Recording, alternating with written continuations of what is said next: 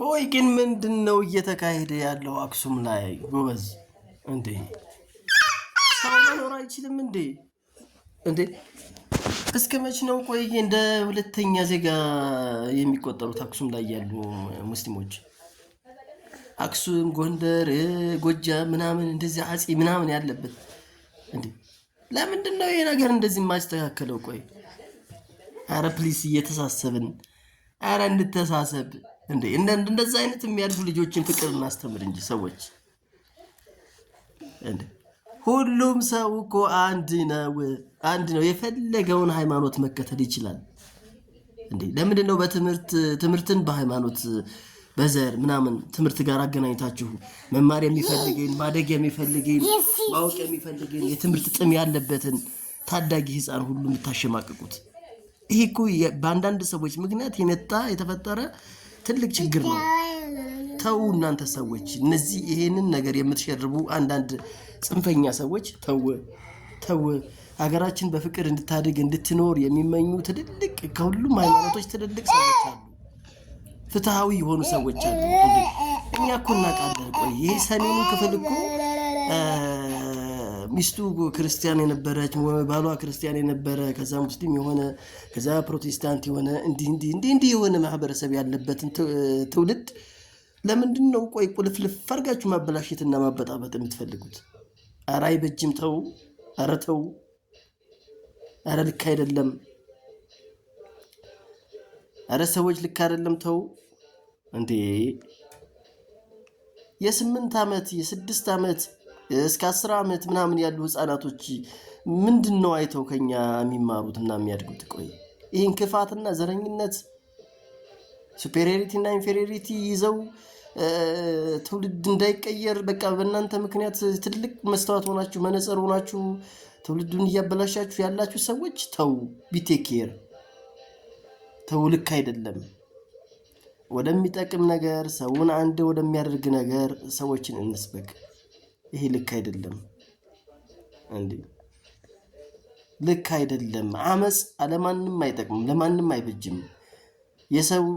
የሰው ጀግና የለውም፣ የጊዜ ነው ጀግና ያለው።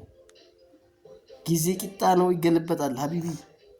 እንዴ ዛሬ እዛ ወንበር ላይ ተደላለ መንግስት አስቀምጦ የተቀመጥክ ግፍ የምትሰራ በስልጣነ ተመክተ ግፍ የምትሰራ በዘር ተመክተ ግፍ የምትሰራ ወንጀለኛ አመጽኛ ተው። ልክ አይደለም። ነገ አሁን በወጣህበት መሰላል እየረገጥከው ትወርዳለህ እንዴ ነገ አሁን የደበደብከውን አሁን ያመጽከውን ትውልድ የምትለምንበት ጊዜ ይመጣል። ተው። ግፍ መጥፎ ነው። ግፍ በልጅ ላይ በቤተሰብ ላይ ይደርሳል። ተው፣ አትግፉ። ሰዎችን ትውልድን ወደማይሆን አቅጣጫ አትምሩ። ጸብ አጫሪዎች አትሁኑ። ስልጣን ላይ ያላችሁ በሃይማኖት ምክንያት ሃይማኖትን ተገን አድርጋችሁ የምትሰሩ መንግስትን ተገን አድርጋችሁ የምትሰሩ ጽንፈኞች፣ በመንግስት ስም የምትነግዱ ሰዎች፣ በሃይማኖት ስም የምትነግዱ ሰዎች ተው። አይጠቅምም እንዴ! ትልልቅ ሰዎች የሃይማኖት መሪ ሆናችሁ የመንግስት መሪ ትልቅ ባለስልጣን ሆናችሁ ለሀገር ስትማሩ ቃል የገባችሁትን የካዳችሁ ሰዎች ለሀገር ለትውልድ ትጠቅማላችሁ ተብላችሁ ቦታ የተሰጣችሁ ሰዎች ትውልድን ለማበላሸት ትውልድን የማይሆን ነገር ለመቅረጽ ትነሳላችሁ። ሀገር ለማወክ ነው እንዴ የተማራችሁት? ሀገር ለመበጥበጥ ነው እንዴ የተማራችሁት?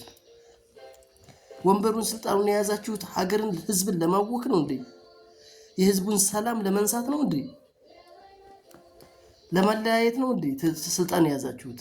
ስንት ዓመት 10 ምናምን ዓመት 20 ዓመት 18 ዓመት ፒኤችዲ ምናምን ማስተርስ ሰርታችሁ ይሄንን ለመሸረብ ነው? ትርፋችሁ ይሄ ነው የተማራችሁበት? 10 ምናምን ዓመት የተማራችሁበት ጊዜያችሁ ሰዓታችሁ ትንሽ አይጸጽታችሁም እንዴ? ትንሽ አይደብራችሁም? እንደው አይወቅስ ነው? ልክ አይደለም። ሰዎች ተው። እናስብ። እንድተማረ እናስብ። ሁሉም ሰው በፈጣሪ ፊት እኩል ነው። ስራችን ነው የሚለያየው። ሁላችንም እኩሎች ነን። የሚለያየው ስራችን ነው። ተው ልክ አይደለም።